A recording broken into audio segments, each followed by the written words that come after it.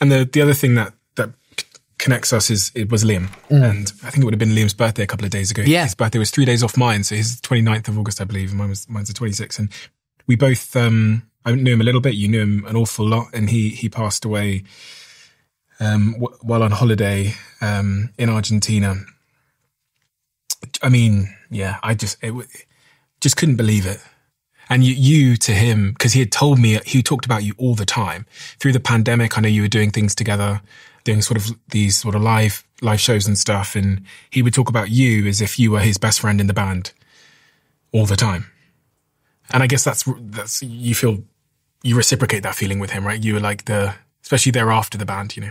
Definitely thereafter. I'd say, in the first couple of years, me and Liam used to speak about this. We kind of butted heads a little bit. Like I said before, Liam had been, he'd been working really, really hard since the age of 14 to get to where he was in One Direction. My journey wasn't like that. So there was definitely, if I wanted to do something and I might be going out late at night and then Liam might say something along the lines of, we've got a photo shoot at 9 o'clock in the morning tomorrow.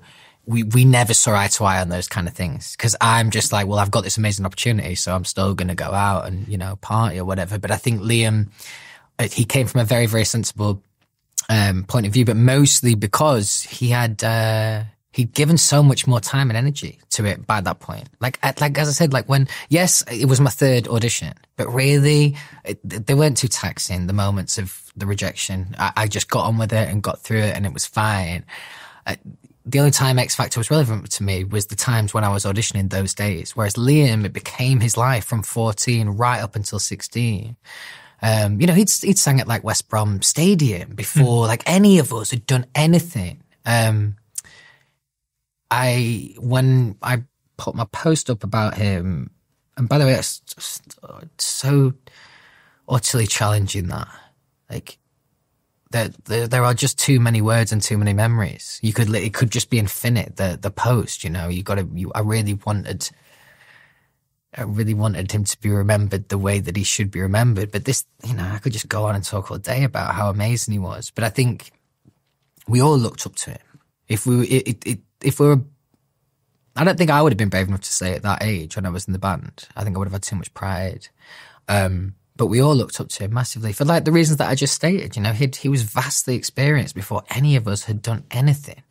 He was also the safest pair of hands, in every sense of the word. So vocally, interview, music video, whatever it would be. And he'd be working and doing it. He would always be the safest pair of hands where maybe if me and Zayn in the back, either smoking a joint or doing something stupid. Liam would always have his eye on the ball, which ironically created more space for when you've got someone who's willing to pick up the pieces and you've got young lads don't reflect and go, oh, I can see he's picking up a lot of the pieces. I'm going to do a bit more for him. Well, no, you just see that.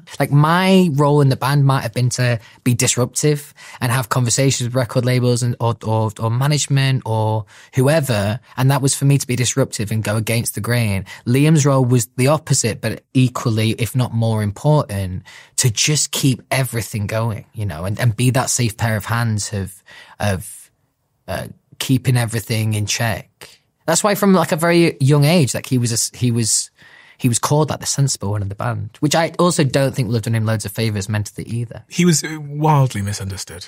Big time, man, big time. And oftentimes people maliciously misunderstood him, which was hard. It's hard. I don't know if I have the right words for this, but if you knew Liam Payne and then you went on the internet and saw the way that he was described when, certain moments in press, and there was that interview he did in LA and things like that. Yeah. You could only feel awful that he was so poorly misunderstood because he was often painted as being arrogant or whatever. But the reality of Liam is the opposite of whatever the word arrogant is. Pure is the word. Really nice way of describing him like that. And I don't mean this in a remotely rude way or derogatory way. He had a bit of puppy dog energy about him. He's just when you say pure there, that's what it makes me feel like. He's just the kind of guy that you might get a bit of banter wrong and it comes across a bit cutting and you see him go, oh, and you go, oh, I'm a fucking arsehole. Yeah. just really wanted to be liked. Now we all do, obviously, like that's in all of us. But I think for Liam, it was vitally important. But also he missed out on some of the social life because from 14 to 16, he was actually working at that point. Like he was still at school and stuff, but his brain and his dreams and probably every night that he went to sleep, he was thinking about how is he going to achieve what it is that he wants to achieve. So he definitely had a very different journey to all of us.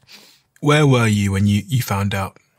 In the car in LA, and I just dropped, I'm pretty sure, again, my memory isn't good at these moments of time, but I think I just dropped Freddie off at school, my son, and we were just about to pull back up home. Yeah, I think that's how it went down. It was actually, I found out through Niall. He told me, and then I think he said, Niall said something like along the lines of, have you seen the news? And I knew as soon as he said that, I kind of knew what it might meant, what he might have meant. I had the feeling that I had with Felicity, you know, and I think anyone has this when they're around someone who's struggling.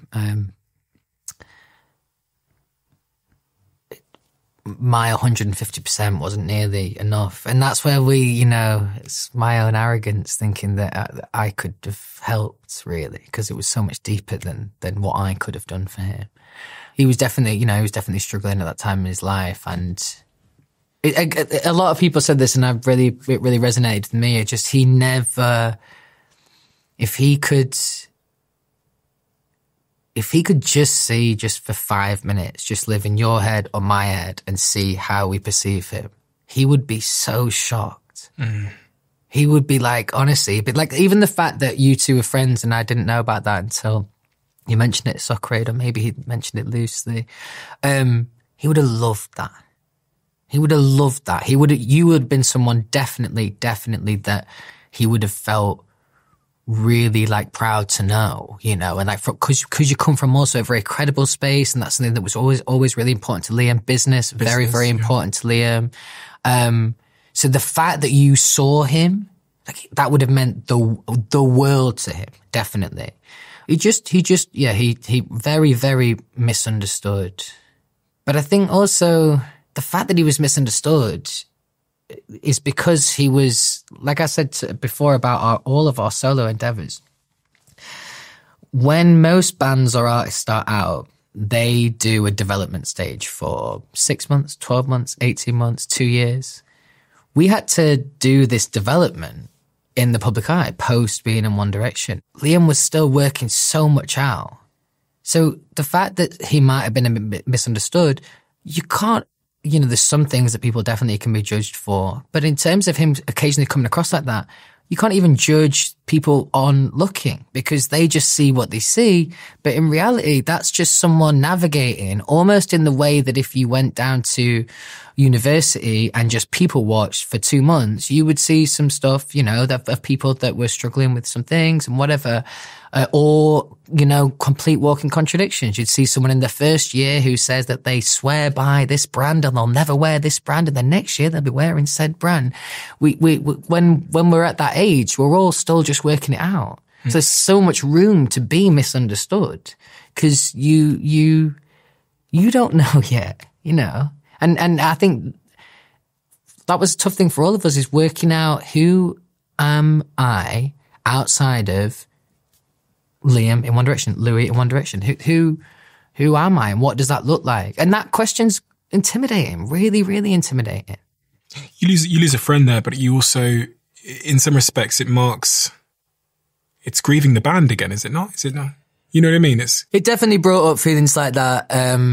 Look, there's now only 3 other people on the planet that can deeply understand my professional journey. Like, you never say never, but never, like, I can't ever imagine. I'm not sure it would be right to him. Like, say, sake of argument, 25 years time, it's like a fucking Oasis thing. They offer us an arm and a leg and they're like, come back and do this many shows. I don't know. Yeah, I think it just completely put a pin in all that. And the irony is, there was no one campaigning for One Direction to get back together more than Liam. And like, I would say I came in a close second, actually, like definitely. Another important thing to mention about Liam, which I thought was incredible. There's a time where I felt like me and Liam were professionally losing together. We were struggling to be solo artists and find true success, and we were kind of struggling together. And then Liam had little moments where he had like really successful singles and they streamed really well, and he'd like feel really good about that. But at that time, nothing was really working for me in my job. So I was really proud of him, and I'd message him and stuff. And then not to the same weight, but kind of role reversed a little bit. And Liam was struggling a little bit more professionally, and I just started to understand the picture a little bit more. Started doing more touring and stuff like that. And like, for example, when I made a documentary and a film about like my life after One Direction, and Liam came to the premiere. Now, I'll just say this because I was going to mince my words, but none of the other boys would have done that. Fact, boys out the band, the lads in One Direction. Would I have even done that? I would like to sit here now and say, yeah, I think I would, but I don't know, truthfully. And the point being that me empathizing how I was a couple of years prior to that, Liam was sat in a cinema watching a film about how I'd been successful in the last 12 months when he was struggling with his own things. And it's something that I'm not sure I would have been brave enough to do. I'm not sure the other boys would have. And basically all that is, to sum that up, is just utterly putting himself second. There's no way that wouldn't have had a certain kind of weight on him. Because as you said, we're all human and we naturally compare. So, you know, there might be things that were happening there that he was wanting for. And I think just the fact that he turned up on that day and was there for me, and I just did the role reverse in my head and imagined that. I just imagined how challenging that could be. And it's just a real testament to Liam. And he couldn't have been more happy. And it's another great example, right, of this, of where the fucking internet it's just a horrible place at times. He put up, and luckily I know someone will have screenshotted it because he deleted it in the end, but he put up this beautiful post after my premiere for this documentary, like an essay, a fucking essay, like stuff that he's never said to me before. It was like the sweetest, nicest fucking shit. And then about 2 days later, he deleted it because the fans were just caning him for it, just saying that he was like, you know, bandwagon, kind of like, you know what it's like. It's a very small percentage of people, but they make a lot of noise, and sometimes it'll push you to a point of like even deleting a post. But that being an example of him just really putting himself second and really trying to say to the world how proud he was of me. And the end goal was more ridicule. And the same happened right when he was in Argentina. He was there watching Niall perform, and there was lots of similar narrative around his appearance there. And all I would say in any regard like that, not just Liam, in any person like that, after you judge, because sometimes it's human nature to judge, after you judge, just give those things just a little bit more thought. So take the tour thing, for example, and he's at the tour show and people were making comments of how much he was loving the attention. On the surface level, that's someone who wants attention. If you just look a little bit deeper, that's someone who's just been in the biggest band in the world and wants those situations again, who hasn't had those live situations again and craves for them. The reason also Liam could be misunderstood is because he didn't really operate with a filter, you know? So he would just feel something, say it, and there you go. Is there anything else that you've been meaning to say? It's a great provocative question, that. Because that always is, right? No, there is. Well, we should talk about Freddie for a second, my little boy. Fatherhood. Yeah. So, yeah. Which is again something that happened to me. I was young. I was 24 when I had Freddie. Now, the emotions that a lot of people go through when they become a new parent, some of those will be different for me because I've always been uber excited about it, even from like being a young lad. But also, truthfully, I felt utterly confident. I felt like I was going to be a good dad. I really, really wanted to do that and to play that role. And he's just, honestly, he is just the sweetest kid, man. He's just so kind. Like, that's what, honestly, I could well up thinking about it now. Like, that's what makes me feel deeply proud. That's what I did ask Lottie and a few others about him. And the quote that I got back is, Louis is the most amazing dad. His little boy is the nicest, sweetest, most polite boy ever. And that's obviously because of how Louis has brought him up. I try to take a lot of advice and be more like him with my parenting. And that came from Lottie. And I have multiple accounts of just how wonderful of a young man Freddie's growing up to be. So that's he's great, man. I tell you what, I'm at this age, 33, a few grey hairs on my head, starting to be a bit more aware of my age, feeling a little bit older. There's nothing that makes you feel better than when I go pick him up from school. I am a young dad. Like, for that age group, I'm still a young dad. So, yeah, it's good for my ego as well. The other things that can sometimes be challenging like that with Freddie is it was like the elephant in the room for ages, me talking about like my life and specifically the fame, like specifically like those kind of things. Because I think to a kid, they just see it in the pure sense of a singer. You know, there's someone who sings and that's that. Mm-hmm. But I think where it became inevitable that I'd have to have conversations with him, it'd be like, say we're out, you know, at Target in America and someone stops me for a photo. Now, I'd like to say I'm pretty good with photos. I'll do them 8 times out of 10. Whenever I'm with Freddie, there is a 1000% no chance. Like, that is just not happening. I don't get enough time with him as it is. I'm always balancing my time between tour and going to see Freddie in the UK. So, like, it's just a flat no every single time. And after, like, the second or third time that had happened, I just played in my mind. I put him to bed that night and I was reliving it. And I was thinking, he's going to think I'm a dick.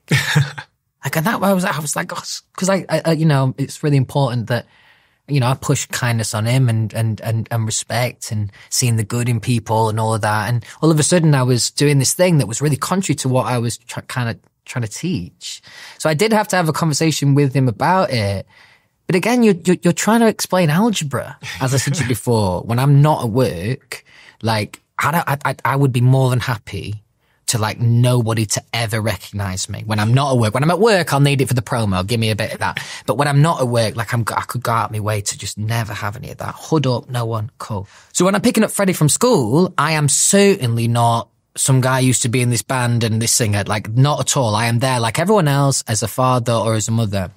It was last day of term, go to pick him up, I go into his class, and I could just hear what sounded like karaoke, and I'm thinking of all fucking days of me going to pick him up, they're doing karaoke today.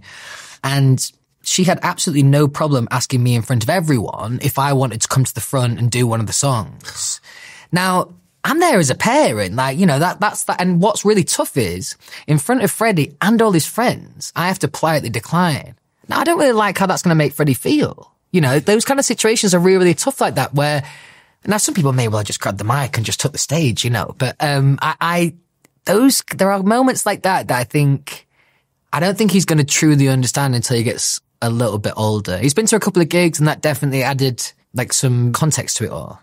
He came and saw you in California, didn't he? Yeah. When he performed out. Yeah, that was amazing, man. It was so amazing. If you love the Diary of a CEO brand and you watch this channel, please do me a huge favour. Become part of the 15% of the viewers on this channel that have hit the subscribe button. It helps us tremendously, and the bigger the channel gets, the bigger the guests.